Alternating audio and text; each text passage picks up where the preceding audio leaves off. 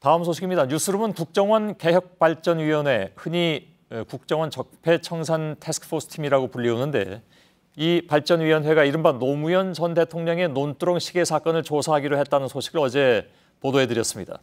최동욱 전 검찰총장 뒷조사 의혹 사건은 이미 조사에 착수했다는 소식도 함께 전해드렸습니다.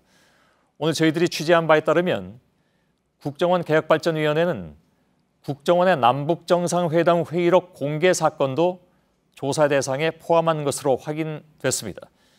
그러니까 18대 대선 전 당시 새누리당은 노무현 전 대통령이 남북정상회담에서 NLL 포기 발언을 했다는 주장을 갑자기 내놓은 바가 있죠. 당시 새누리당은 이를 선거전에서 크게 활용하기도 했습니다. 대선 후에는 남재준 전 국정원장이 아예 회의록을 공개하면서 불법 논란이 컸습니다.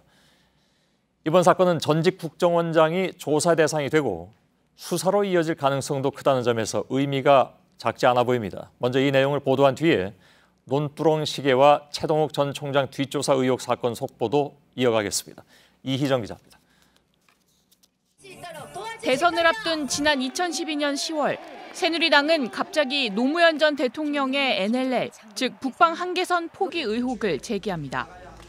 새누리당 정문원 의원이 2007년 남북 정상회담 회의록의 내용이라며 일부를 공개한 겁니다.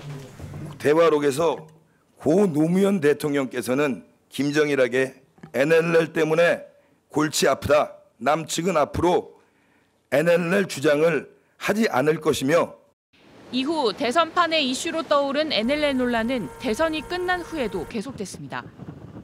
이듬해 6월 국회 정보위원장이던 새누리당 서상기 의원은 NLL 포기 취지의 발언이 있는 걸 국정원에서 확인했다고 주장했습니다. 뒤이어 남재준 당시 국정원장은 남북 정상회담 회의록 전문과 발췌본을 전면 공개했습니다. 그러나 국가기록원에 회의록 초본이 존재하지 않는 것으로 나타나면서 청와대까지 나섰습니다. 중요한 사초가 증발한 전대미문의 일은 국기를 흔들고 역사를 지우는 일로 절대 있어서는 안 될 일이었습니다. 이번 국정원 적폐청산 TF가 조사할 12개 사안에 2013년 남북 정상회담 회의록 공개 사건이 포함됐습니다.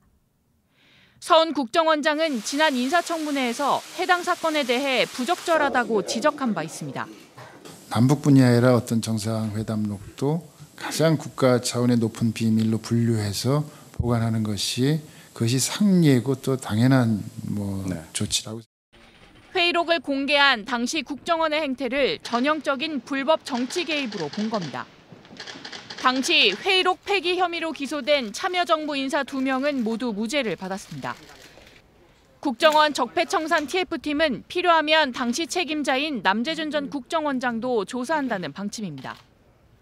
특히 박근혜 정부가 출범 이후에도 사초 실종은 국기문란이라며 검찰의 수사를 지시하기도 한 만큼 청와대와의 사전 교감이 있었는지도 들여다볼 것으로 보입니다.